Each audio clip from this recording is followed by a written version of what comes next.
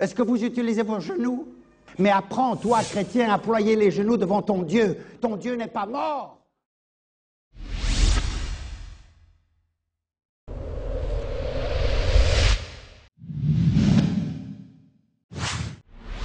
Bien-aimés, c'est l'heure du choix.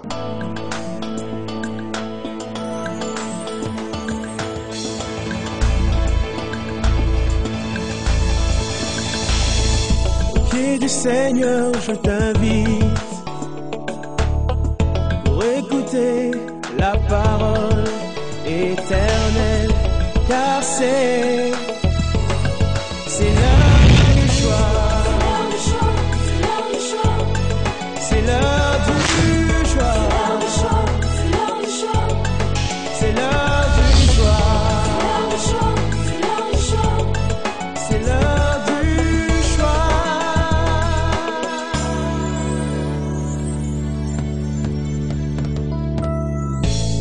Bon appétit, bon appétit. Nos cœurs sont prêts. Ils sont cette terre fertile, appropriée pour ta parole. C'est là que tu envoies ta parole pour guérir, pour transformer, pour influencer nos vies, à vivre ta vie à toi, Seigneur. Bénis ta parole, oint les lèvres de ton serviteur et fais du bien à ton peuple. Au nom de Jésus, Amen. Amen. Alléluia. La joie du Seigneur, c'est notre force. Et ce matin, nous sommes dans la joie. Saluez votre frère. Dites-lui bon appétit.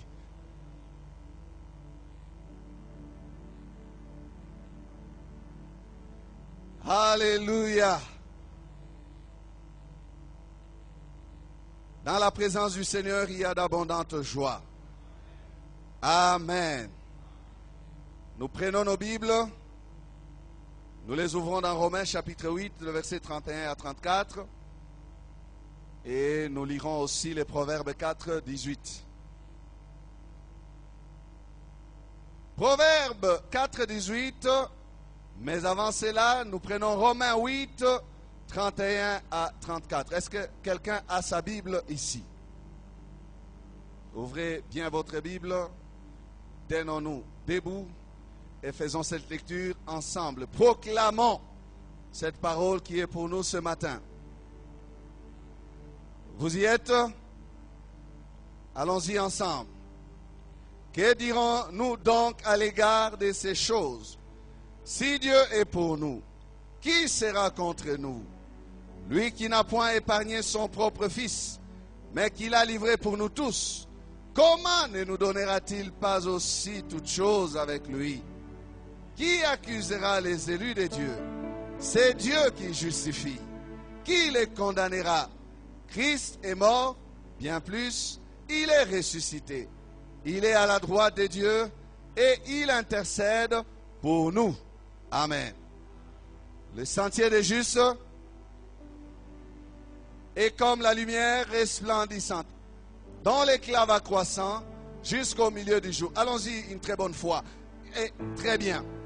Le sentier des justes est comme la lumière resplendissante, dont l'éclat va croissant jusqu'au milieu du jour. Amen. Enjoy this word. Alléluia. Bien-aimés, nous sommes encore sur les sentiers des justes. Dimanche après dimanche, nous marchons sur ces sentiers. Nous parlons de ces sentiers. Nous parlons du juste. Mais ce matin, nous aurons, bien-aimés, à parler du juste, c'est vrai, mais nous parlons, comme nous l'avons entamé dimanche passé, du Dieu de justice. Mais ce matin, nous disons, c'est Dieu qui justifie. Amen. C'est Dieu qui justifie. Nous avons dit le dimanche passé que l'Éternel est mon berger. Et il nous conduit sur les sentiers de la justice. Et ce Dieu-là a un travail qu'il fait. Notre Dieu travaille dans la justice. Il aime la justice. Il conduit dans la justice. Il maintient dans la justice. Et lorsque la justice du juste est bafouée, Dieu se donne la peine de justifier les justes. Amen. La parole que Paul déclare, bien-aimé, nous enseigne. Il dit, c'est Dieu qui justifie. Il commence par dire, si Dieu est pour nous, qui sera contre nous? Vous savez, beaucoup de personnes aiment bien confesser cette parole. Si Dieu est pour nous, qui sera contre nous? Pour que Dieu soit pour nous, il faut que nous-mêmes nous soyons pour Dieu. Amen. Dieu ne sera pas pour nous, vaille que vaille. Non, c'est une alliance à faire avec lui. Il est pour nous autant que nous sommes pour lui. Il est pour nous tant que nous sommes pour lui. Lorsque nous ne sommes pas pour lui, Dieu non plus ne sera pas pour nous. Si vous êtes avec moi, je suis avec vous. Si vous m'abandonnez, je vous abandonnerai aussi. Voilà ce que Dieu dit. Amen. C'est pour ça que je dis, c'est une alliance. Si Dieu est pour nous, gloire à Dieu, ça sonne bien. Si Dieu est pour nous, qui sera contre nous? Ça, bien-aimé, c'est une assurance. Cette parole de Paul s'adresse à ceux qui sont pour Dieu. Ceux qui sont à Dieu. Paul parle de ceux pour qui Dieu est capable d'intervenir, car ils ont du prix à ses yeux. Ils lui appartiennent. Amen. Amen. Amen. Amen. Est-ce que vous appartenez au Dieu vivant d'Israël? Si vous lui appartenez, il sera toujours pour vous. Tant que vous serez aussi pour lui. Si Dieu est pour nous, qui sera contre nous? Quand la Bible pose ces questions-là, bien-aimés, nous devons savoir que réellement, personne ni rien ne peut renverser la solidité de cette déclaration-là sur la vie du chrétien. Que le chrétien se rassure ce matin et qu'il sache qu'il a un Dieu tout-puissant qui est de son côté. Amen. Nous sommes dans son camp et il est chargé aussi de justifier donc les élus. Paul ne parle pas de n'importe qui. Paul parle de la condamnation des élus, de l'accusation ou des accusations face aux élus. Qui accusera les élus de Dieu? Il ne répond pas pour dire personne, mais il dit, c'est Dieu qui justifie. Ça veut dire que quand bien même ils vont accuser, quand bien même qu'ils peuvent agir dans ce sens-là pour accuser les élus, il y a un travail que Dieu fait. Amen. Qui accusera les élus de Dieu? C'est Dieu qui justifie. Comme pour leur dire, vous perdrez votre temps si vous êtes face aux élus de Dieu. On a dit de cet homme de Mardoché, on a dit par l'ami ou les amis de Naaman, non, Aman, ils lui ont dit, si c'est Mardoché là devant qui tu as commencé de tomber et de la race juive, ce n'est pas lui qui tombera devant toi, c'est toi qui tomberas devant lui. Si Dieu est pour lui, tu ne les renverseras pas. Alléluia. Dimanche passé, je disais, laissez agir la colère. C'est Dieu qui doit nous venger. Nous n'avons pas besoin, même quand nous avons la force ou l'autorité ou le pouvoir, d'écraser ceux qui nous ont fait du mal, comme pour nous venger. De les coincer. Nous n'avons pas raison. Laissons Dieu s'en occuper. Et ce matin, c'est Dieu qui justifie. Ma mission de ce matin, bien-aimé, est de nous faire comprendre que face à toutes sortes de condamnations, Dieu est celui qui justifie. À la fin de ce message, je prie que quiconque subit une quelconque condamnation, soit dans sa conscience, soit dans l'entourage où il évolue, soit au travail, soit dans sa vie, sa marche avec Dieu, qu'il puisse comprendre qu'il n'y a pas un autre tribunal où il aura la justification que devant le tribunal de Dieu. Il n'y aura pas un dernier mot qui ne pourra le calmer, le consoler, lui redonner la paix et la joie s'il est juste, sinon que le Dieu vivant d'Israël.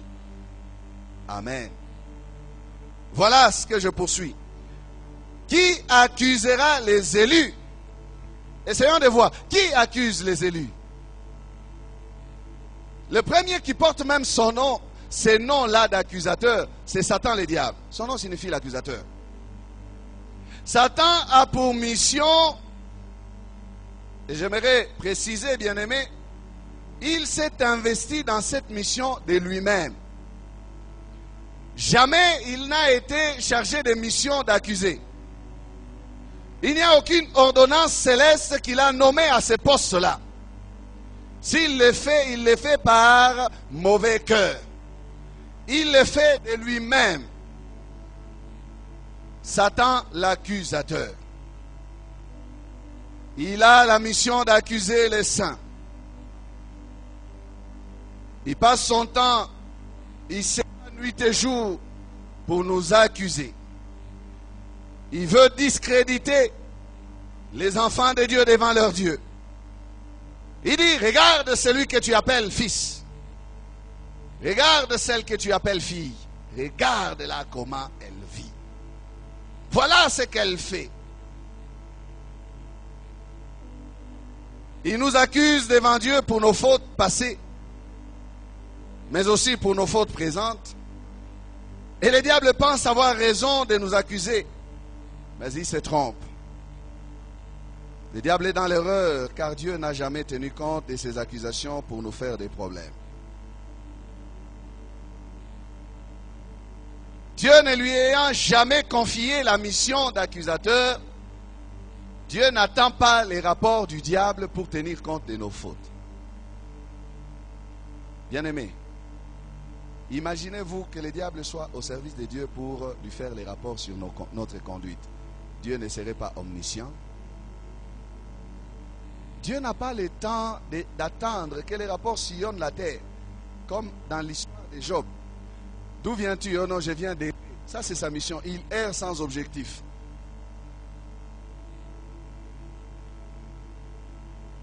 En train de chercher, il rôde. Et puis Dieu attend que lui vienne et qu'il donne les rapports. J'ai été à Lubumbashi, j'ai vu Kabengele, j'ai vu Chiswaka, j'ai vu Lusambu et Ngoï. Voilà ce qu'ils ont fait, voilà ce qu'ils ont fait, voilà ce qu'ils ont fait. Et puis Dieu dit, les anges vont descendre maintenant. Allez vite voir ces gens-là et punissez-les. Ça n'a pas de sens. La Bible déclare que Dieu pèse les cœurs et il sonde les reins. La Bible déclare que Dieu jugera les actions secrètes des hommes. La Bible déclare que rien n'est caché devant Dieu. Tout est à découvert devant lui. Voilà pourquoi j'ai dit, le diable chôme, bien-aimé, quand il passe son temps à amener des rapports devant Dieu, des choses que Dieu connaît déjà. Il s'est donné cette mission de lui-même. Mais Dieu, en fait, sait. Même avant que le diable ne se présente au milieu des fils de Dieu là-haut, Dieu sait. Dieu connaît. Amen.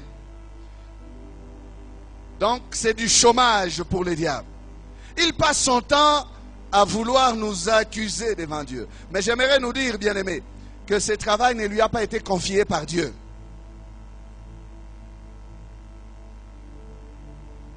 Et je donnerai un verset qui nous dira comment ce travail va se terminer. Ce travail du diable là, Dieu y mettra fin. Au temps marqué, le Seigneur va arrêter cela. Dieu sait que c'est par la haine que le diable nous accuse. Dieu sait aussi que c'est par défi que le diable nous accuse. Comme pour lui dire, tu vois, tu as honte. Regarde les enfants dont tu dis, ce sont tes enfants. Regarde ces petits bouts de terre là en qui tu as mis ton esprit. Tu leur as fait plus confiance qu'à moi. Je les hais. Ils ne sont pas en mesure de se comporter normalement ni dignement. Tu devras en avoir honte.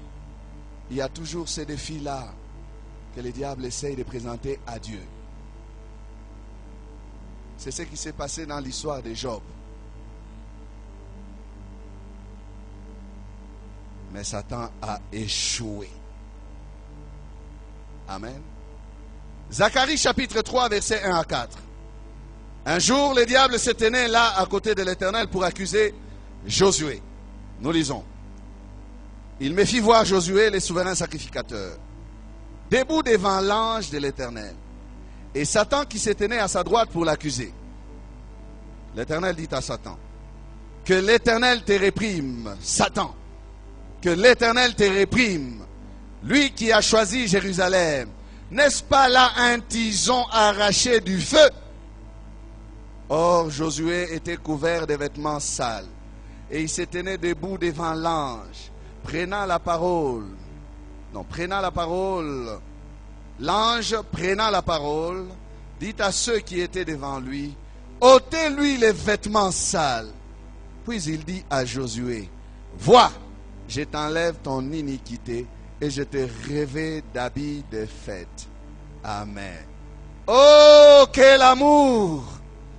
Satan se tenait là pour accuser. Il n'a pas d'autre travail à faire que d'accuser. Il n'a pas d'autre tâche à faire que de condamner. Il accuse pour que Dieu puisse lui emboîter les pas et condamner. Il accuse pour que Josué, le souverain sacrificateur, puisse perdre la faveur de Dieu. Mais Dieu ne lui emboîte pas le pas.